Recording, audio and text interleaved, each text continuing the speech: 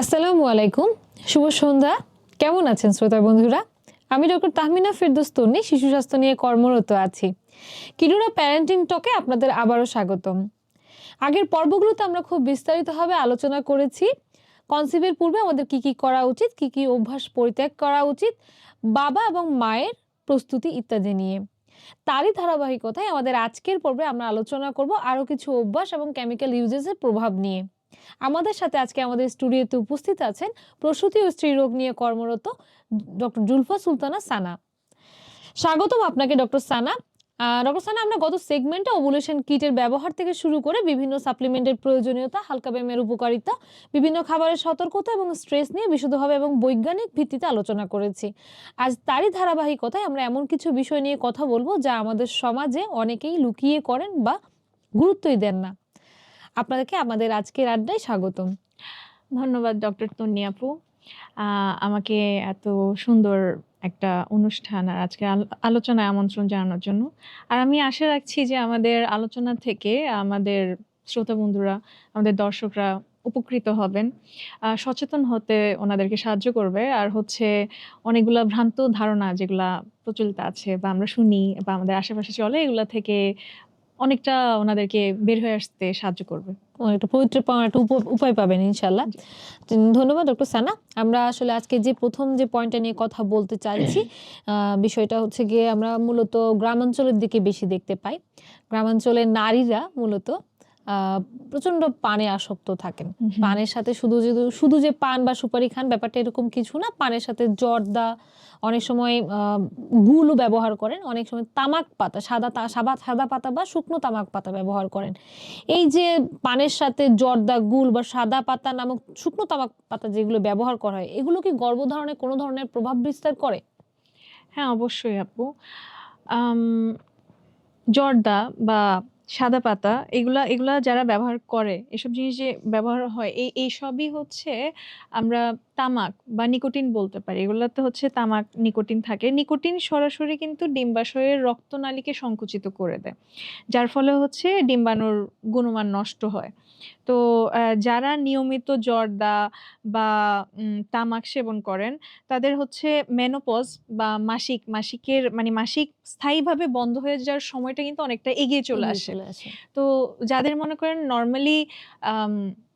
Normally যে টাইমটাতে মাসিক স্থায়ীভাবে উঠে যাওয়ার কথা, বন্ধ হয়ে যাওয়ার কথা, তাদের তুলনায় কিন্তু যারা তামাক সেবন করেন বা তামাক পাতা মানে সাদা পাতা, জর্দা এসব ব্যবহার করেন, তাদের কিন্তু অনেকটা আগেই কিন্তু মাসিক স্থায়ীভাবে বন্ধ হয়ে যায়। মানে হচ্ছে তুলনামূলকভাবে স্বাভাবিক যে সময়ে মাসিকটা বন্ধ হয় বা মেনোপজ হয়, তারও আগে বন্ধ হয়ে যায়। এক্স্যাক্টলি। তো এই জন্যই আমি বলতে চাইবো যে যারা আসলে কনসিভ করতে চাচ্ছেন, বাচ্চা নিতে চাচ্ছেন, তারা যদি এইসব অভ্যাস থেকে থাকে তাহলে এখনই এইসব অভ্যাস বর্জন করা ভালো হবে। আচ্ছা, ধন্যবাদ ডক্টর সানা। মানে হচ্ছে আমরা যাদের আসলে পানের সাথে তামাক পাতা, সাদা পাতা বা তামাক পাতা, গুল বা জর্দা এই ধরনের খাবারগুলো এই ধরনের বস্তুগুলো নেওয়ার অভ্যাস আছে, এগুলো প্রত্যেকটা জিনিসই কিন্তু নিকোটিন, যেটা ডক্টর সানা বলছিলেন যে যাদের বাচ্চা নেওয়ার এখন এই মুহূর্তে প্ল্যান আছে, তাদের আসলে এই ধরনের অভ্যাসগুলো খুব দ্রুত পরিত্যাগ করতে হবে। আচ্ছা, আমাদের সমাজে একটা জিনিস আমরা সবাই জানি যে ধূমপান স্বাস্থ্যের জন্য ক্ষতিকর। ঠিক আছে, এই জিনিসটা জানার পরেও সমাজে কিন্তু ধূমপান এক ধরনের মরণ ব্যাধি।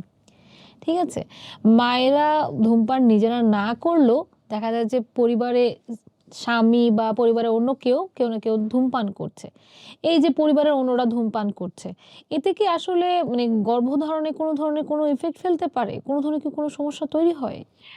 হ্যাঁ আপু, সমস্যা তো তৈরি হয়। আমরা সবাই জানি ধূমপান, এই যে আপনি বললেন, একটি মরণব্যাধি সমস্যা। তো এটার তো অনেক ধরনের সমস্যা থাকে। যেমন ধরেন, আমরা এটাকে প্যাসিভ স্মোকিং বলে থাকি। মানে আমি ডিরেক্ট স্মোক করলাম না, কিন্তু আমার পাশে আমার সাথে যে থাকে সে স্মোক করে। তো তার ধোঁয়াটা তো আমি নিচ্ছি। তো আমি এক ধরনের প্যাসিভ স্মোকার। তো এই প্যাসিভ স্মোকিং অথবা পরোক্ষ ধূমপান করা, তো এখানে আমরা গবেষণায় দেখা গেছে যে এই পরোক্ষ ধূমপানের ফলে একজন নারীর গর্ভধারণের ক্ষমতা কিন্তু 20 থেকে 30% পর্যন্ত কমে যেতে পারে। আচ্ছা।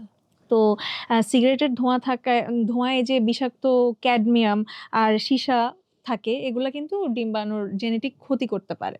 তো তাই হবু বাবাকে আমরা মানে বলবো যে অবশ্যই যেন উনি, প্রথম কথা হচ্ছে উনি ধূমপান ছেড়ে দিতে পারলে তো ভালো, নিজের জন্যও ভালো, আশেপাশের সবার জন্য সবার ভালো। জন্যই ভালো। আর যদি দেখা যায় হুট করে ছাড়তে পারতেছে না বা আম, ছাড়তে সমস্যা হচ্ছে, তো যদি সে বেবি প্ল্যানিং এ থাকে, মানে সেই দম্পতি যদি বাচ্চা নেওয়ার প্ল্যানিং এ থাকে, তাহলে আমি বলবো যে অবশ্যই ঘরের বাইরে গিয়ে ধূমপান করতে। এটা যেন তার ওয়াইফের কাছে, মানে হবু মায়ের কাছে কোনোভাবেই এই স্মোকটা না যায়। ওকে, থ্যাংক ইউ ডক্টর সানা। যেহেতু স্মোকের বিষয়টাই আসলো, তাহলে আমরা আরেকটু করে কথা বলবো এটা নিয়ে। সেটা হচ্ছে, আমরা তো প্রতিদিন যে পারফিউম ইউজ করি, অনেকে পারফিউম বা কসমেটিক্স ব্যবহার করি। এই যে পারফিউম, এটাও এক ধরনের মানে কেমিক্যালসই কিন্তু, ঠিক আছে? এই যে এইটা পারফিউম বা কসমেটিক্সে এগুলোতে যে কেমিক্যালগুলো আছে, এগুলোতে কোনো ঝুঁকি আছে যেটা আসলে প্রেগনেন্সিতে কোনো ধরনের সমস্যা করতে পারে? আম, অল্প ঝুঁকি তো আছেই আপু। যেমন ধরেন খুব কড়া সুগন্ধি আমরা জি। অনেক সময় ব্যবহার করি, খুব কড়া সুগন্ধি বা পারফিউমে আপনার প্যারাবেন এবং থ্যালেটস নামক কিছু উপাদান থাকে। জি। তো এগুলোকে হরমোন ডিসরাপ্টর বলা হয়। এগুলো আপনার মানে শরীরের ইস্ট্রোজেন হরমোনের কাজকে কিন্তু অবিকল নকল করতে পারে। আচ্ছা। এগুলো নকল, ওই কাজটাকে নকল করে বিভ্রান্তি তৈরি করে। তো বাচ্চা নেয়ার প্রস্তুতির সময় যতটা সম্ভব মানে কেমিক্যাল মুক্ত বা প্যারাবেন ফ্রি প্রসাধন সামগ্রী ইউজ করাটা নিরাপদ। আচ্ছা, ধন্যবাদ ডক্টর সানা। আহ, এখন যে বিষয়টা নিয়ে কথা বলতে চাইছি, এই বিষয়টা মূলত আসলে ছেলেদের জন্য বেশি প্রযোজ্য। অতিরিক্ত গরম পানি দিয়ে গোসল করা। অনেকেই আছেন যে আসলে মানে শুধু শীতকাল বলে নয়, অনেকেই আছে একটু কুসুম গরম পানি বা একটু গরম পানি দিয়ে গোসল করতে খুব পছন্দ করেন, বা অতিরিক্ত গরম পানি দিয়ে গোসল করতে খুব পছন্দ করেন। এটা কি ঠিক, বা আপনি এটা এই বিষয় নিয়ে কি বলবেন? আপু এটি খুব সুন্দর একটি প্রশ্ন। আসলে এটা মানে আমরা এইসব জিনিস আমাদের মাথায় থাকে না, বা মাথায় থাকে না বলতে আমরা অনেকেই অবগত না। মানে এগুলাকে খুব অবহেলা করি। কিন্তু এটা খুব ইম্পোর্টেন্ট। কারণ হচ্ছে পুরুষের অন্ডকোষ, পুরুষের অন্ডকোষ থাকে শরীরের বাইরে। আর এটার কারণ হচ্ছে সুস্থ স্পার্ম তৈরির জন্য শরীরের তাপমাত্রার চেয়ে অন্তত 2 থেকে 3 ডিগ্রি কম তাপমাত্রা দরকার হয়। হ্যাঁ। তো যদি হবু বাবা নিয়মিত খুব গরম পানিতে গোসল করে অথবা সানবাথ নিতে থাকে, তো তখন হচ্ছে তার স্পার্ম কাউন্ট এবং স্পার্মের গতিশীলতা মারাত্মকভাবে কমে যাওয়ার একটা সম্ভাবনা থাকে। আচ্ছা, তো আচ্ছা। তাই হচ্ছে বাচ্চা নেওয়ার মানে বাচ্চা নেওয়ার চেষ্টা করলে, চেষ্টার সময় হবু বাবার উচিত মানে সাধারণ তাপমাত্রার পানিতে বা নর্মাল টেম্পারেচার পানিতে গোসল করা। আচ্ছা, ধন্যবাদ ডক্টর সানা। আহ, এখন যে প্রশ্নটা করব সেটা হচ্ছে কি, আমরা তো সবাই জানি ভিটামিন ডি আমরা সূর্যের আলো থেকে পাই, রোদে পাই, জি। ঠিক আছে? এটি আসলে হরমোনের উপর কি কোনো ধরনের কোনো প্রভাব ফেলে? এই যে সূর্যের আলো থেকে যে ভিটামিন ডিটা পাচ্ছি, এই ভিটামিন ডি এটা কি আসলে আমাদের শরীরে যে হরমোনটা আছে, এই হরমোনের উপর কোনো ধরনের কোনো প্রভাব ফেলে কি? আপু সকালের রোদটা আমাদের শরীরের সার্কেডিয়ান রিদমটাকে ঠিক রাখে। তো এটা হচ্ছে মানে আমাদের হরমোন নিঃসরণে সাহায্য করে। আর এছাড়া ডি ভিটামিন ডি এর পর্যাপ্ত মাত্রা ডিম্বাশয়ের কার্যকারিতাকে বাড়ায়। তো প্রতিদিন অন্তত 15 থেকে 20 মিনিট গায়ে যদি আমরা রোদ লাগানো যায়, তাহলে শুধু হাড়ের জন্য নয়, ইভেন কি আপনার এটা হচ্ছে আপনার ফার্টিলিটির জন্য একটি প্রাকৃতিক টনিক হিসেবে কাজ করে। দ্যাট মিনস হচ্ছে ভিটামিন ডিটা আমাদের শরীরের জন্য সব দিক দিয়েই উপকারী। উপকারী। এবার আমাদের শরীরে এই অন্ততপক্ষে প্রতিদিন সকালে 15-20 মিনিট রোদ লাগানো উচিত। জি। এবং এটা আমি শুধু পুরুষদের ক্ষেত্রে না, এটা মহিলাদের ক্ষেত্রেও সমানভাবে জরুরি। আমরা যে আমাদের মহিলারা অনেকে বলেন যে রোদে তো গিয়ে বসেই আছে, ভিটামিন ডি তো পাচ্ছি। তো ভিটামিন ডিটা আসলে এমনভাবে নিতে হয় যে আসলে আমাদের শরীরের কেন আমাদের ভিটামিন ডি সাপ্লিমেন্টেশনটা বেশি লাগে? এটা এইজন্য লাগে যে আমরা যখন রোদে বসি, রোদে শুধু আমাদের মুখটাই রোদ পায়, বা হাতের পায়ের সামনের অংশটা যেটুকু খোলা অংশ সেটুকু রোদ পায়। তো রোদে বসতে হবে এমনভাবে যাতে আসলে শরীরের ম্যাক্সিমাম অংশটা রোদ পায়। তাহলে হচ্ছে ভিটামিন ডিটা আমাদের শরীরে খুব ভালো মতো আমরা নিতে পারবো। আচ্ছা, এই পয়েন্টটা অনেক গুরুত্বপূর্ণ। অনেকে ভয় পান এবং এমনকি বিশ্বাস করেন যে সিঁড়ি ভাঙলে কনসিভ করতে আসলে সমস্যা হতে পারে। এটা আসলে মানে অনেকেরই এই ধারণাটা আসে এখান থেকে যে মায়ের স্বাস্থ্যের কথা চিন্তা করে এইটা বলেন। কিন্তু আসলে এই যে কথাটা, এই কথাটার আসলে বৈজ্ঞানিক ভিত্তিটা কি? না, না আপু, আমরা আসলে কিছু জিনিস দেখি। যেমন ধরেন যদি মায়ের কোনো আপনার বিশেষ কোনো মেডিকেল কোনো প্রবলেমস না থাকে বা জ্বরের কোনো ধরনের দুর্বলতা না থাকে, তবে কিন্তু সাধারণ সিঁড়ি ভাঙা একটি দারুণ কার্ডিও ব্যায়াম Yes. বলা যায়। তো এটি আপনার পেলভিক এরিয়া বা তলপেটের পেশিকে মজবুত করে এবং রক্ত সঞ্চালনটা বাড়ায়। বাড়ে। তবে কিন্তু ওভুলেশনের পরের সময়টাতে যখন ভ্রূণ জরায়ুতে গাঁথতে শুরু করে বা জরায়ুতে বসতে শুরু করে ভ্রূণটা, ওই সময় খুব বেশি তাড়াহুড়া করে খুব বেশি স্ট্রেস, বডির উপর স্ট্রেস পড়ার মতো ওইভাবে করে সিঁড়ি না ভাঙাই ভালো। স্বাভাবিক গতিতে সিঁড়ি যদি আপনি ব্যবহার করেন তা কিন্তু সম্পূর্ণ নিরাপদ। আচ্ছা, ধন্যবাদ ডক্টর সানা। এখন যে বিষয়টা নিয়ে কথা বলবো সেটা হচ্ছে যে আমাদের এই সময়ে দেখা যাচ্ছে যে মানুষজনের মধ্যে পোষা প্রাণী, বিশেষ হুম, করে বিড়াল, কুকুর পালার হ্যাঁ। প্রবণতাটা খুবই বেশি। অনেকটা নিজের বাচ্চার মতো করে পোষা প্রাণী মানে বিড়াল পালে অনেকেই। তো এই এই যে বিড়াল, মানে যাদের বাড়িতে বিড়াল আছে, তাদের কি আসলে কোনো ভয়ের কোনো কারণ আছে? এই যে বিড়াল পালছে, এই বিড়াল থেকে তাদের প্রতি কি মানে কোনো ধরনের কোনো রোগ ছড়িয়ে যাওয়ার বা এটা প্রেগন্যান্সিতে কোনো ধরনের ইফেক্ট ফেলার কোনো কি সম্ভাবনা আছে? আপু, বিড়ালের মলে কিন্তু এক ধরনের একটা পরজীবী থাকে যেটাকে আমরা টক্সোপ্লাজমা বলি। এক্সাক্টলি। টক্সোপ্লাজমা নামক এক ধরনের পরজীবী থেকে থাকে বিড়ালের মলে। তো যদি কোনো নারী কনসিভ করার ঠিক আগে বা শুরুর দিকে এই ইনফেকশনে আক্রান্ত হয়ে যান, তবে কিন্তু গর্ভপাতের ঝুঁকি থাকে হ্যাঁ, বা এক্সাক্টলি। বাচ্চার চোখ অথবা মস্তিষ্ক ডেভেলপমেন্টে তৈরি মধ্যে ক্ষতি হতে পারে। তো তাই বাড়িতে যদি বিড়াল থেকে থাকে, তার লিটার বক্স তার মল যেখানে থাকে ওই লিটার বক্সটা পরিষ্কার করা বা আম মানে এটা এটা ক্লিন করা, টোটালি এটা একটু এভয়েড করে থাকতে পারলে ভালো। এটা ক্লিন করার দায়িত্ব অন্য কেউ নিক। ওই টাইমটাতে হচ্ছে বাথরুম যেখানে করতেছে সেই জায়গাটা থেকে দূরে থাকতে হবে মাকে। দূরে থাকতে পারলে ভালো। ধন্যবাদ ডক্টর সানা। আমরা তাহলে বুঝতে পারলাম যে বিড়াল যিনি পালছেন তাকে আসলে একটু সতর্ক হতে হবে, যাতে হচ্ছে গিয়ে বিড়ালের যেহেতু বাথরুমের মধ্যে এক ধরনের একটা জীবাণু থাকে এবং ওই জীবাণুটা পরবর্তীতে মার এবং বাচ্চার শরীরের জন্য ক্ষতিকারক হতে পারে, সেটা হচ্ছে কি আমাদের বিড়ালের ক্ষেত্রে একটু সাবধানতা অবলম্বন করতে হবে এবং অবশ্যই সবসময় হাত ধুতে হবে। জি। ধন্যবাদ ডক্টর সানা। আমরা জানি যে বর্তমানে আমাদের আসলে পরিবেশের অবস্থা, জলবায়ুর অবস্থা খুবই খারাপ, চরম অবস্থায় আছে। এই যে দূষিত পরিবেশ, এটা কি আসলে আমাদের প্রজনন ক্ষমতাকে কোনো ধরনের কোনো হ্যাম্পার করে? কোনো কি সমস্যা তৈরি করে এই দূষিত পরিবেশ যেটা আমরা বর্তমানে লিড করছি, যে এই পরিবেশে আমাদের বেঁচে থাকতে হচ্ছে? হ্যাঁ আপু, হ্যাম্পার তো করেই। কিভাবে তা আমি একটু বলি। এই যে যেমন ধরেন আমাদের পুরোনো বাড়িগুলো আছে। পুরোনো বাড়ির দেয়ালে হচ্ছে সীসাযুক্ত রং থাকে। রঙের জি। মধ্যে কিন্তু সীসা থাকে। আর হচ্ছে কিছু সস্তা লিপস্টিক অনেক জি। সময় আমরা দেখি যে ভালো লাগতেছে জিনিসটা, বাট দাম কম। সস্তা জিনিস আমরা জানি আসলে কেমন হয়। কি ইউজ করা, নিশ্চয়ই এক্সাক্টলি। ওরা তো খুব ভালো জিনিস ইউজ করবে না, নাহলে হ্যাঁ। ওটার দামটাও এরকম হয়। তো এই যে ধরেন সস্তা কিছু লিপস্টিক বা কাজল এবং পরিবেশের ধোঁয়া থেকে সীসা আমাদের রক্তে মিশতে পারে। তো তখন কিন্তু রক্তে সীসার মাত্রাটা বেশি থাকলে গর্ভধারণে আমাদের সমস্যা হয়। বাচ্চা গর্ভে আসতে দেরি হয় এবং বাচ্চার স্নায়ুতন্ত্রের ক্ষতি হয়।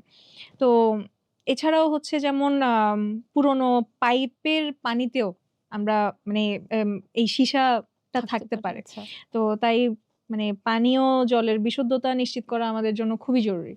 দ্যাট মিনস হচ্ছে আমাদের ওয়েদারটাও, আমাদের যে পরিবেশে যে সীসার পরিমাণ যেটা বাড়তি থাকছে, এটা আমাদের প্রজনন ক্ষমতায় খুব বেশি খারাপভাবে প্রভাব ফেলছে।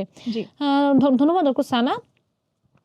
আচ্ছা, আমরা এখন যে বিষয়টা নিয়ে জানতে চাইছি সেটা হচ্ছে অনেক হবু মা জিজ্ঞেস করেন আমাদেরকে যে কনসিভের আগে তারা চুলের কালার বা কেমিক্যাল ট্রিটমেন্ট করতে পারবেন কিনা। হুম। এই বিষয়ে যদি তাদের জন্য একটা ক্লিয়ার ধারণা দিতেন। আপু, আমরা চুলে যে ডাইটা ইউজ করি, জি। আমাদের চুলের ডাই, তারপর কেমিক্যাল, আমরা তো এগুলো আসলে সব কেমিক্যালই। এক্সাক্টলি। এখানে তো ন্যাচারালও জিনিসপত্র আছে, বাট মেক্সিমাম টাইম আমরা সৌন্দর্যের জন্য যেটা করি ওটা পুরোটাই বলতে গেলে কেমিক্যাল।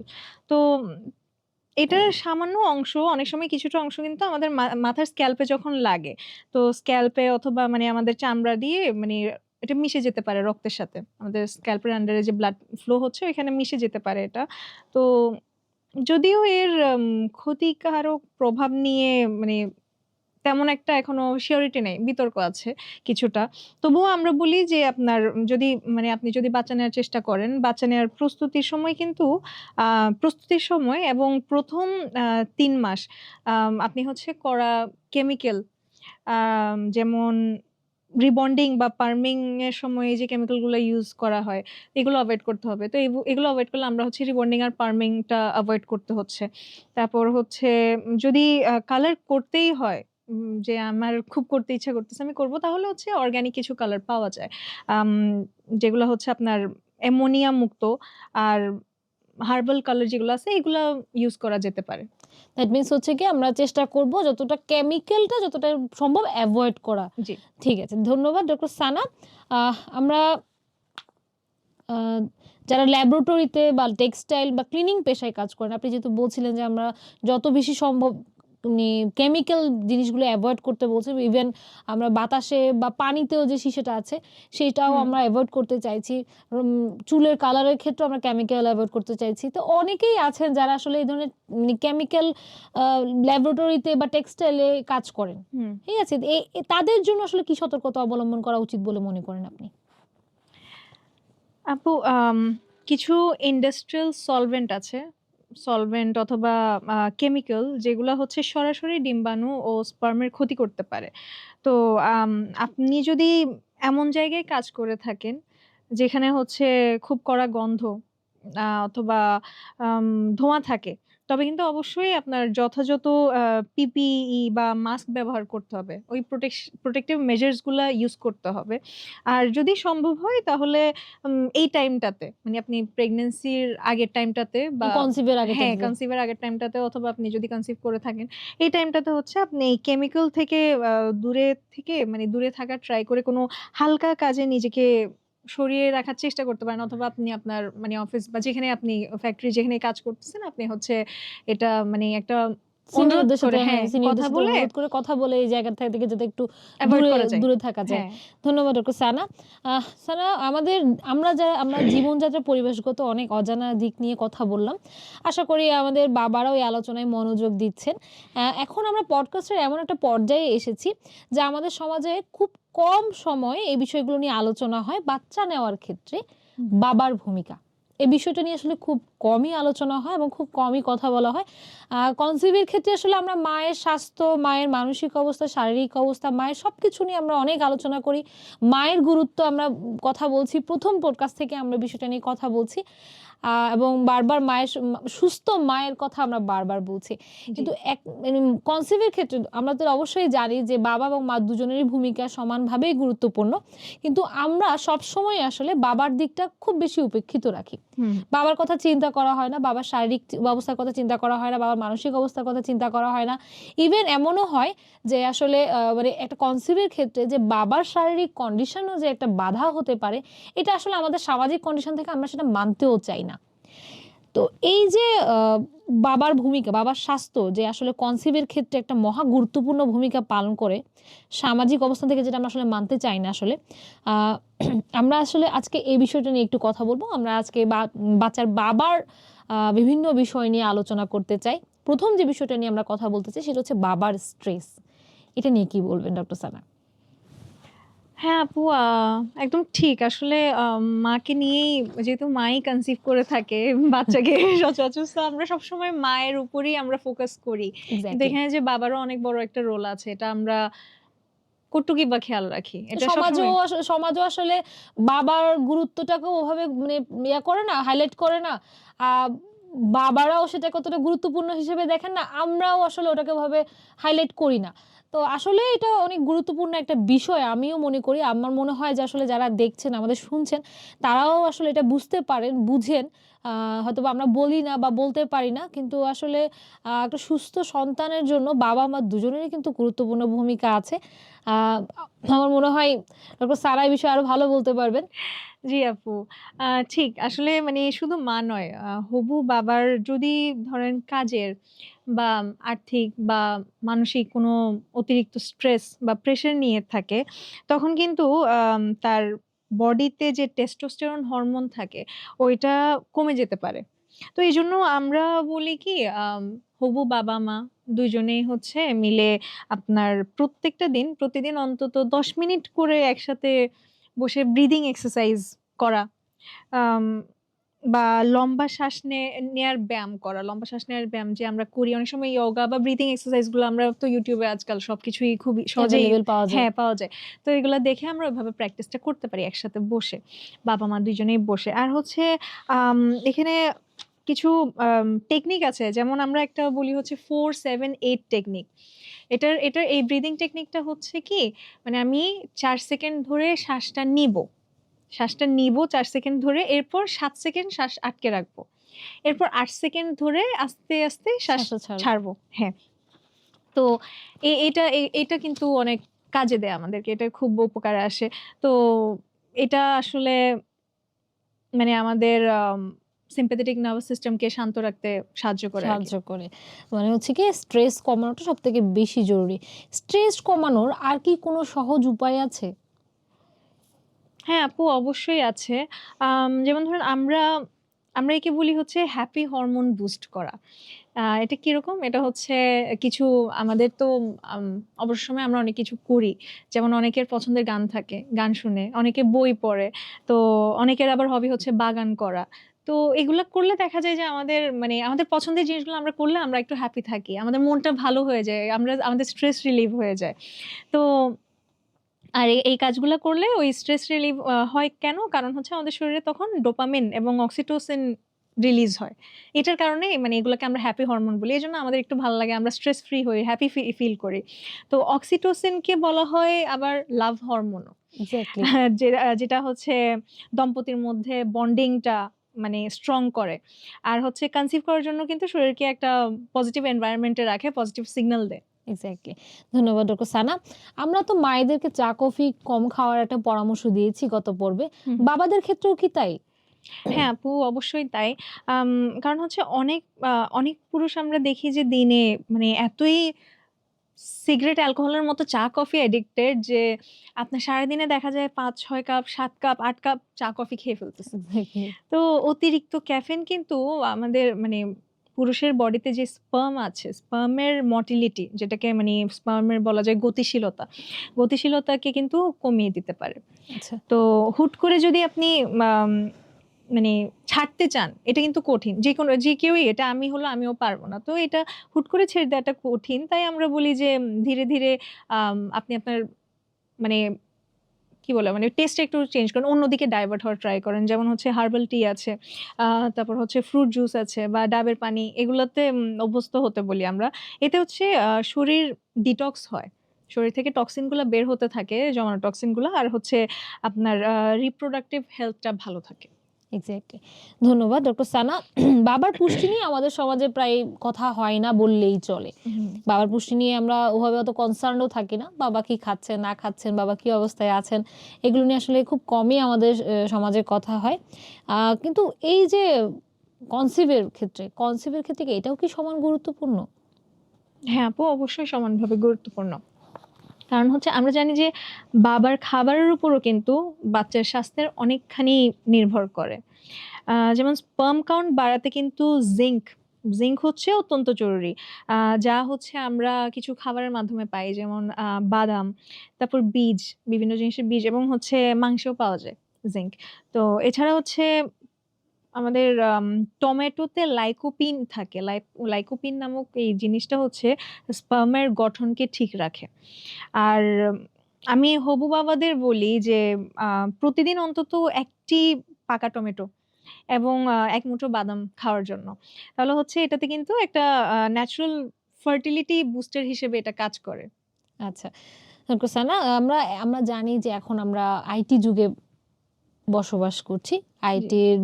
আইটি যুগে কমন একটা সমস্যা হচ্ছে কি ইলেকট্রনিক ডিভাইসের ব্যবহার। হুম, হুম। এই যে ইলেকট্রনিক ডিভাইস এবং এটার উপর ডিপেন্ডেন্সি, এটা আসলে বাবাদের উপর কতটুকু ইফেক্ট ফেলে এই প্রেগন্যান্সি রিলেটেড ক্ষেত্রে বা কনসিভের ক্ষেত্রে? তনি আপু, আমরা আসলে এরকম অনেক পেশেন্ট পাই। মানে ওরা হচ্ছে আইটি প্রফেশনাল, এমন ধরনের কিছু পেশেন্ট পাই যাদের হচ্ছে স্পার্ম কাউন্টটা কম থাকে।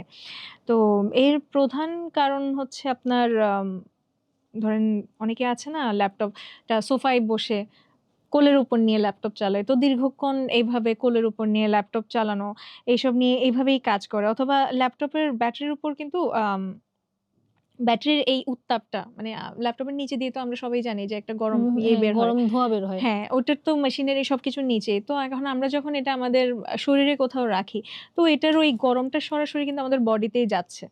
তো ওই টাইমে কিন্তু এটার কারণে এই মানে পুরুষের যে অন্ডকোষ আছে, অন্ডকোষের তাপমাত্রাটা বাড়িয়ে দিয়ে থাকে। আমি হ্যাঁ, কিন্তু একটু আগেই বলেছিলাম যে এটা আমাদের শরীরের ভিতরে না কেন, অন্ডকোষ বাইরে কেন? কারণ বাইরে থেকে। আমাদের শরীরের তাপমাত্রার চেয়ে আরো কম তাপমাত্রা প্রয়োজন হয়। হুম, এখানে প্রপার মানে একটা হেলথি স্পার্ম এর জন্য, যেটা আমাদের শরীরের ভিতরে থাকলে পসিবল হইতো না। তো এখন শরীরের বাইরে থেকেও যদি আমরা ওই গরম ওই এনভায়রনমেন্ট এ রাখি, তাহলে তো হেলথি স্পার্ম থাকার থাক কথা না, থাক থাকছে না। হুম। থাকছে না। তো আম আমরা এইজন্যই হচ্ছে কি আমরা হবু বাবাদের জন্য মানে আমাদের কড়া পরামর্শ আমরা দিয়ে থাকি যে আপনি যদি ল্যাপটপে কাজ করেন, করতেই হয় স্বাভাবিক, অনেকেই তো ল্যাপটপে কাজ করে। এখন তো মেক্সিমাম কাজই দেখা যায় ল্যাপটপে বসে করতে হয়। তাহলে আপনি হচ্ছে ল্যাপটপটাকে টেবিলের উপর রেখে বা আপনার থেকে দূরে আপনি আপনার বডিতে না রেখে এনিহাউ আপনি আশেপাশে যেকোনো জায়গায় রেখে ওইভাবে আপনি কাজটা মানে করেন। শরীরের কনট্যাক্টটা না রেখে যেন হচ্ছে কি এমন কোনো কিছুতে থাকুক বা কোনো একটা সাপোর্ট। এখন তো অনেক ধরনের মানে কুলার মেশিনও পাওয়া যায় যেটার উপর রাইট, রেখে কিন্তু কাজটা করা যায়, বা ছোট টেবিল পাওয়া যায়, ল্যাপটপ টেবিল বা কম্পিউটার টেবিল যেটাই বলি না কেন, এগুলোর উপর রেখে তারপর কাজটা করতে হবে যাতে হচ্ছে ওই ল্যাপটপের পিছন থেকে যে গরম বাতাসটা বের হয় সেই বাতাসটা যেন শরীরে ওভাবে না লাগে। রাইট। ধন্যবাদ ডক্টর সানা। আমরা আবার মায়েদের দিকে একটু যাই। আমাদের সমাজে মায়েদের মানসিক স্বাস্থ্যের সবথেকে বড় বাধা হলো অন্যদের সাথে তুলনা করা। এই বিষয়টা নিয়ে কি বলবেন ডক্টর সারা? আহ আপু এটা হচ্ছে আসলে আম সোশ্যাল মিডিয়ায় অন্যদের প্রেগন্যান্সি অ্যানাউন্সমেন্ট দেখে কিন্তু অনেকে আম ইমোশনালি ভেঙে পড়েন। এক্সাক্টলি। তো আমাদের এটা বুঝতে হবে যে প্রতিটি মানুষের শরীর কিন্তু আলাদা। হ্যাঁ, এভরিওয়ান ইজ ডিফারেন্ট। একজনের চেয়ে একজন ভিন্ন। তো এ এ কারো যদি ১ মাসে হয়, আবার কারো ১ বছরে হয়। কিন্তু হচ্ছে তো আমাদের এখানে ভেঙে পড়ার কিছু নাই। তো আম আমার হয়তো কোনো সমস্যা আছে। অনেকে এটা ভাবে। তো এই নেতিবাচক চিন্তা কিন্তু আমাদের বন্ধ করতে হবে। আমি আম মনে রাখতে হবে আমাদের যে ৯৫% সুস্থ দম্পতি কিন্তু সঠিক চেষ্টায় ১ বছরের মধ্যেই সফলভাবে কনসিভ করে ফেলতে পারেন। তার মানে হচ্ছে তুলনা করা যাবে না। প্রত্যেকের শারীরিক সিচুয়েশন, প্রত্যেকের শারীরিক সাইকেলগুলো ডিফারেন্ট হচ্ছে। ডিফারেন্ট। আমরা হয়তোবা একটা নিয়ম বলতে পারি যে প্রত্যেকের সাইকেলটা এরকমভাবে যায়, কিন্তু শরীরের একটা ভাষা থাকে, শরীরের একটা কাজের প্রসেস থাকে। প্রত্যেকের শরীর সেটা আলাদাভাবেই করে। রাইট, কারো সাথে মিল নেই। সো এটা নিয়ে কখনো আসলে হতাশ হওয়া যাবে না। আ সঠিক একটা পরামর্শের মধ্যে দিয়ে যেতে হবে। যত বেশি স্ট্রেস এই বিষয়টাতে আপনারা নিবেন, তত কিন্তু আসলে এটা জটিল হয়ে যাবে কনসিভ করাটা। কনসিভের সময় একটা কথা সবসময় বলা হয়ে থাকে, নিজেকে যতটা বেশি রিল্যাক্স রাখতে পারবেন তত আপনাদের জন্য সেটা মঙ্গল হবে, তত বেশি আপনাদের চান্সটা বাড়বে, কনসিভ করার চান্সটা বাড়বে। এজন্য বলা হয় যে নিজেরা নিজেদের মধ্যে সম্পূর্ণ একটা ভালো পরিবেশ, এমন একটা পরিবেশ ক্রিয়েট করতে হবে যাতে হচ্ছে নিজেরা খুশি থাকতে পারেন, হাসি খুশি থাকতে পারেন, স্ট্রেস ফ্রি থাকতে পারেন। কেন কনসিভ হচ্ছে না, কি করলে কনসিভ হবে, এটা নিয়ে অতি চিন্তা করা যাবে না। বা আমার পরে বিয়ে করেছে, তার এখন বাচ্চা হয়ে গিয়েছে কিন্তু আমার এখনো কেন হচ্ছে না, এগুলো নিয়ে আসলে অতিরিক্ত চিন্তা করা যাবে না। কারণ প্রত্যেকের মানে শরীরের প্রত্যেকটা প্রসেস কিন্তু ডিফারেন্ট ওয়েতে চলছে। হ্যাঁ, প্রতিটা প্রসেস চলার একটা নিয়ম আছে, কিন্তু সেটা ডিপেন্ড করে কার শরীর সেটা কতটুকু রেসপন্স করছে। প্রত্যেকের রেসপন্স সিস্টেমটা আলাদা হয়।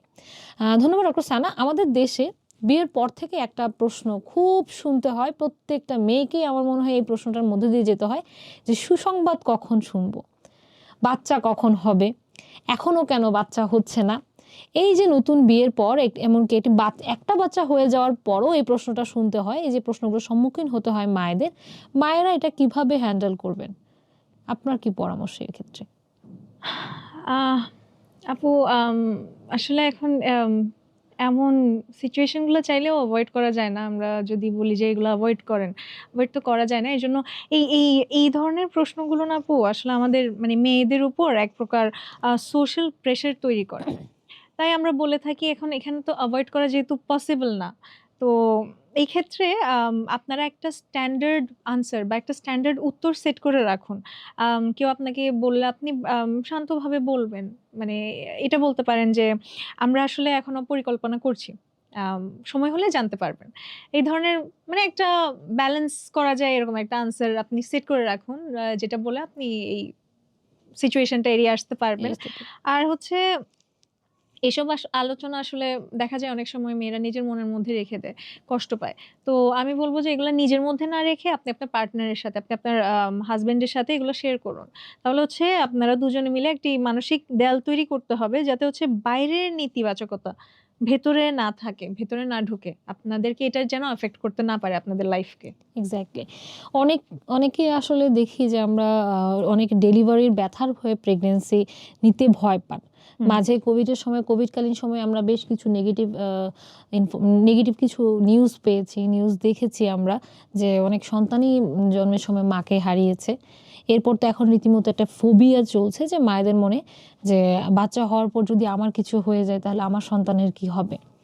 এই যে একটা ভীতি, এই ভীতি থেকে মায়েরা যে কনসিভ করতে ভয় পাচ্ছেন বা নরমাল ডেলিভারির যে ব্যথা, এই ব্যথাকে আমি আসলে সহ্য করতে পারবো? এই যে ভয়, এই ভয়গুলো থেকে যে কনসিভ করার প্রতি একটা ভীতি চলে আসছে মেয়েদের মধ্যে এবং এই ভীতি থেকে দেখা যাচ্ছে অনেকে কনসিভ করতে চাইছে না, অনেকেই আর্লি অ্যাবর্শন করছে। এই বিষয় নিয়ে কি বলবেন? মানে এটার সমাধানটা কি? মেয়েদের জন্য, মায়েদের জন্য এটা থেকে আসলে এই ভীতি কাটিয়ে ওঠার সমাধান কি হতে পারে? তনি আপু এই ভয়টাকে আমরা সায়েন্টিফিক টার্মে আসলে টকোফোবিয়া বলে থাকি। এটা এটা থাকাটা খুব স্বাভাবিক, অস্বাভাবিক কিছু নয়। তবে এই ভয়ের কারণে যে আপনি বাচ্চা নিবেন না, এটা কোনো সমাধান না। আমরা আমরা হচ্ছি মায়েদেরকে কাউন্সেলিং করে থাকি যে আম আপনি মানে আধুনিক চিকিৎসায় কিন্তু আপু অনেক মানে ব্যথামুক্ত প্রসব বা পেইনলেস ডেলিভারির অনেক সুযোগ সুবিধা রয়েছে এখন। এক্সাক্টলি। তো তাছাড়া হচ্ছে যেকোনো সময়ে কিন্তু আপনার যে কারোরই জটিলতা হতেই পারে। সো পুরো প্রেগন্যান্সিতে কোনো রকম সমস্যা না থাকার পরেও দেখা যায় যে ডেলিভারির সময় প্রসবকালীন কিন্তু জটিলতা আরাইজ হতেই পারে। এর ফলে কিছুই মানে কিন্তু আগে থেকে বলা সম্ভব নয়। আগে থেকে কেউ এটা বলে দিতে পারবে না যে ডেলিভারি টাইমে গিয়ে কি হতে পারে বা না হতে পারে। তাই হচ্ছে তবে কিন্তু আপনার পর্যাপ্ত মানে সুযোগ সুবিধা আছে। আমাদের এখন অনেকগুলা মানে আমাদের সুযোগ সুবিধা আছে। আম এমন সঠিক হাসপাতালের সন্ধান রাখতে হবে যাতে হচ্ছে যখন আপনার মানে যা সাপোর্ট প্রয়োজন হয়, সেটা যেন আপনি তখনই পেতে পারেন। তখনই যেন আপনাকে সেই সাপোর্টটা দেয়া পসিবল হয়। এভাবে আপনার হচ্ছে এগুলা মানে জেনে রাখতে হবে। আর হচ্ছে এই ইন্টারনেটে কিন্তু ডেলিভারির ভয়ের ভিডিও না মানে এইসব দেখা যায় যে অনেকে এগুলা দেখে। স্বাভাবিক যেটা হয় আমাদের এখন সবাই Google ইউজ করে। Google এ বা YouTube এ অনেক ভিডিও পাওয়া যায়। এগুলা দেখে। অনেক এইসব ভিডিও অনেকের উপর একটা পজিটিভ ইফেক্ট ফেলে। আবার অনেকের ক্ষেত্রে কিন্তু এগুলো একটা নেগেটিভ ইফেক্ট ফেলে। এজন্য বলব যে এগুলা এই ভিডিওগুলা দেখে কোনো একটা কনক্লুশন এ না এসে আপনারা হচ্ছে সঠিক তথ্যটা জানার জন্য আপনারা ডাক্তারের সাথে ভালোভাবে কথা বলেন। খোলামেলা ভাবে খোলাখুলি আপনার যদি কোনো কোয়েরিজ থাকে এগুলো আপনি ডাক্তারের কাছে জেনে নেন। তাহলে হচ্ছে আপনার ওই মানে আপনি একটা ভিডিওতে দেখলেন ওটা কতটুক সত্য। ওটা মানে ওটাকে এটা আপনার ক্ষেত্রেই বা কতটুকু হওয়ার সম্ভাবনা হ্যাঁ, আছে? সম্ভাবনা আছে। তো ওইটা নিয়ে আমি যে জিনিসটা দেখা যাচ্ছে আমার সাথে হবেই না, ওইটা নিয়ে আমি ভয়ে ভীতিতে কুঁকড়ে মানে ওটা মানসিক চাপে রয়ে গেলাম। এই জিনিসটা না করে আপনি ডাক্তারের সাথে কথা বলেন। খোলাখুলি বা সরাসরি কথা বলে জেনে নেন। তাহলে তো হচ্ছে। তার মানে হচ্ছে আমরা আসলে এই বিষয়টা নিয়ে ভয়ের মধ্যে না থেকে আমাদের এটার জন্য প্রস্তুতি নিয়ে রাখতে হবে এবং অবশ্যই আমাদের ডাক্তারের সাথে এই বিষয়টা নিয়ে খোলামেলা আলোচনা করতে হবে। প্রত্যেকের শারীরিক কন্ডিশন একই রকম যায় না, প্রত্যেকের প্রেগন্যান্সি একই রকম হয় না। এমনকি আপনার একই মানুষের পরপর ২ টা বা ৩ টা প্রেগন্যান্সিও একই রকম হয় না। একেকটা প্রেগন্যান্সি একেক রকমের জার্নি, একেকটা প্রেগন্যান্সি একেকটা গল্প নিয়ে আসে। আপনার যদি মনে হয় যে আপনি আসলে কোনো একটা কিছু নিয়ে ভয় পাচ্ছেন, তাহলে আপনি আপনার ডক্টরের সাথে এই বিষয়টা নিয়ে কথা বলেন খোলাখুলিভাবে এবং আপনার যদি মনে হয় যে না এই ধরনের কোনো কিছু অ্যারাইজ হতে পারে, তাহলে সেক্ষেত্রে আপনি এমন সাপোর্ট আছে বা আপনার যখন যে সাপোর্টটা প্রয়োজন সেটা NICU সাপোর্ট হতে পারে, ICU সাপোর্ট হতে পারে, মায়ের সাপোর্ট হতে পারে, বাচ্চার সাপোর্ট হতে পারে। যে সাপোর্টই দরকার হোক না কেন, এই সাপোর্ট আছে এমন হাসপাতালে খোঁজ রাখুন এবং যখন প্রয়োজন হবে তখন যেন যেন সেখানে গিয়ে আপনি সেভাবে সাপোর্ট পেতে পারেন, তার জন্য যোগাযোগ রাখুন। এটা হবে হচ্ছে কি আপনার ভয়ের সমাধান। কিন্তু ভয় পেয়ে আপনি যদি কনসিভ করতে না চান, এটা কখনো কোনো ধরনের সমাধান হতে পারে না। ধন্যবাদ ডক্টর সানা। এখন যে বিষয়টা নিয়ে জানতে চাইবো সেটা আসলে খুব উপেক্ষিত একটা বিষয়, যা নিয়ে আসলে আমরা সহজে আলোচনাই করতে চাই না। সেটা হচ্ছে বাচ্চা নেওয়ার চেষ্টা। এটা কি আসলে মানে রোমান্টিক কিছু হবে, নাকি আসলে একটু যান্ত্রিক টাইপের, রোবটিক টাইপের কিছু হবে? আপু এটি খুব গুরুত্বপূর্ণ একটি পয়েন্ট আসলে। এখনকার যুগে আমরা দেখি যে অনেক দম্পতি কিন্তু, অনেক কাপল কিন্তু বাচ্চা নেয়ার চেষ্টাকে একটা অফিস প্রজেক্ট হিসেবে মানে দেখে। এটাকে এক্সাক্টলি। একটা অফিস প্রজেক্ট বানিয়ে ফেলে যে শিডিউল, ক্যালেন্ডার দেখে এভাবে আমাদের করতে হবে। যেমন হচ্ছে ক্যালেন্ডার দেখে মেলামেশা করতে গিয়ে দেখা যায় কি মানে তাদের মধ্যে থেকে ভালোবাসা এবং আপনার স্বতঃস্ফূর্ততা হারিয়ে যাচ্ছে। আর মনে রাখতে হবে আমাদের যে মা হওয়ার যাত্রাটা কিন্তু আনন্দময় এবং সুখকর হতে হবে। এখানে স্ট্রেসের কিছু নাই আসলে। আমরাই এটাকে স্ট্রেসফুল একটা সিচুয়েশন এ পরিণত করি। এটা কিন্তু খুব সুন্দর একটা জার্নি। তো রিলেশনের মধ্যে, পারস্পরিক সম্পর্কের মধ্যে বন্ধুত্ব ও রোম্যান্স বজায় থাকলে কিন্তু হরমোন নিঃসরণ ভালোভাবেই হয়। যেটা আমি একটু আগে বললাম যে লাভ হরমোন। তো এই হরমোনটা ঠিকভাবে রিলিজ হয় যা কিন্তু কনসিভ করার সম্ভাবনা অনেক গুণ বাড়িয়ে দেয়। বাড়িতে। ধন্যবাদ ডক্টর সানা। আমাদের চেম্বারে অনেক দম্পতি আসেন তাদের মেলামেশার সমস্যা নিয়ে। অনেকেই ইনবক্সে জানতে চান যে কোন লুব্রিক্যান্টটা ইউজ করলে ভালো হবে। অনেকেই বলেন যে আসলে তারা মানে মেলামেশা করার সময় খুব সমস্যা ফিল করছেন। অনেকে ব্যথার কমপ্লেইন করেন, অনেকে বলেন যে জ্বালা-পোড়ার কমপ্লেইন করেন। অনেকে বলেন যে আমি আসলে মানে ইজি ফিল করছি না। আমি এটাতে আসলে খুব মানে বিরক্ত হচ্ছি বা কষ্ট পাচ্ছি। অনেকে এই ধরনের কমপ্লেইন নিয়ে আসেন এবং অনেকে আবার এই কথাও বলেন যে আমরা তো লুব্রিক্যান্ট ইউজ করি। হুম। এই যে মেলামেশার সময় লুব্রিক্যান্টের ব্যবহার, এ বিষয়ে কি কোনো সতর্কতার প্রয়োজন আছে? হ্যাঁ আপু, অবশ্যই আছে। খুব প্রয়োজনীয় একটা প্রশ্ন এটা। এখানে আপু অনেক দম্পতি দেখা যায় যে বাজারে পাওয়া সস্তা কিছু লুব্রিকেন্ট অথবা অনেকে এমন আছে যে ভ্যাসলিন ব্যবহার করেন এক্সাক্টলি। মেলামেশার সময়। তো তারা কিন্তু জানেন না যে এই কেমিক্যাল গুলো আম মানে প্রপার স্পার্ম ডেভেলপমেন্টের ক্ষেত্রে মানে স্পার্ম ডেভেলপমেন্টের ক্ষেত্রে কিন্তু বাধা দেয়। এরা হচ্ছে ডেভেলপমেন্ট না মানে বলতে গেলে স্পার্মকে মেরে ফেলে। তো যদি লুব্রিকেন্ট একান্তই প্রয়োজন হয়ে থাকে তবে কিন্তু ফার্টিলিটি ফ্রেন্ডলি লুব্রিকেন্ট পাওয়া যায়। এগুলা হচ্ছে আম এভাবে খোঁজ নিয়ে ফার্টিলিটি ফ্রেন্ডলি লুব্রিকেন্ট গুলা ব্যবহার করতে হবে। অথবা হচ্ছে প্রাকৃতিক উপায়ে সময় নিতে হবে। আর হচ্ছে সাধারণ লুব্রিকেন্ট কিন্তু আপনার কনসিভ করার চেষ্টাকে ব্যর্থও করে দিতে পারে। তাই খুব সাবধান থাকতে হবে এসব ক্ষেত্রে। অনেক ক্ষেত্রে কিন্তু লুব্রিকেন্ট আসলে মানে স্পার্মের মোটিলিটিটাও স্টপ করে দিতে পারে। রাইট। মানে আমার যে টার্গেট, আমার যে প্রসেস, আমি যেটা চাইছি কনসিভ করাটা, আমার মেইন টার্গেট হচ্ছে কনসিভ। এই কনসিভের মেইন ২ টো পার্ট হচ্ছে যে ডিম্বাণু এবং শুক্রাণু, স্পার্ম অ্যান্ড ওভাম। এখন এই স্পার্মই যদি ওভাম পর্যন্ত যেতে না পারে, যে লুব্রিকেন্ট আমরা ইউজ করছি, লুব্রিকেন্ট ইউজ করছি কিন্তু আমরা পজিটিভ সাইড চিন্তা করি, বাট সেটা আসলে হচ্ছে না। আলটিমেটলি হচ্ছে কি লুব্রিকেন্টের কারণে স্পার্মই ডেথ হয়ে যাচ্ছে, অথবা স্পার্ম মানে যাওয়াটাই অফ হয়ে যাচ্ছে। আচ্ছা, হ্যাঁ। ঠিক আছে? তো এইজন্য হচ্ছে কি আমাদের এই ব্যাপারে একটু সতর্ক হতে হবে। ডক্টর সানা অত্যন্ত মানে অনেক ধন্যবাদ আপনাকে যে আপনি আসলে অনেক সুন্দর করে জিনিসটা বুঝিয়ে বলেছেন। ধন্যবাদ। আজ আসলে আমরা জীবনযাত্রা এবং পরিবেশগত অনেক অজানা দিক নিয়ে আলোচনা করলাম। এছাড়া আজকের আলোচনায় আমাদের বাবাদের মানসিক এবং বাবাদের ভূমিকা এবং মানসিক স্বাস্থ্যের খুব গভীর বিষয়গুলো নিয়ে স্পর্শ করেছি। আশা করি আমাদের শ্রোতারা অনেক কিছু শিখছেন এবং আশা করব আপনারা এই বিষয়গুলো নিয়ে খুব গভীরভাবে ভাববেন। প্রেগন্যান্সি এমন এক জার্নি, যে জার্নিতে বাবা এবং মা উভয়ই শারীরিক এবং মানসিক স্বাস্থ্যে গুরুত্বপূর্ণ ভূমিকা রয়েছে। এখনকার এই সময়ে এসে আমাদের বাবা-মায়েরা একটা প্রশ্ন হরহামেশাই বলে থাকেন, আগেকার দিনে তো এত সমস্যা ছিল না। এখন কেন এত সমস্যা?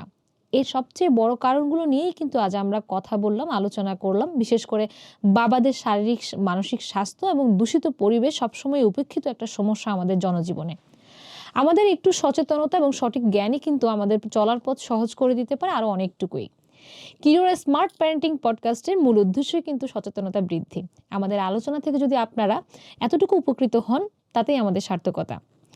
আগামী পর্বের মাধ্যমে শেষ হবে আমাদের কনসিভ পূর্ববর্তী প্রস্তুতি। সেই পর্যন্ত আমাদের সবার সাথে আপনাদের সবার মাঝে সঠিক তথ্যগুলো ছড়িয়ে দিন। আপনারা সুস্থ থাকুন, ভালো থাকুন, সুন্দর থাকুন। ধন্যবাদ সবাইকে। আল্লাহ হাফিজ, আসসালামু আলাইকুম।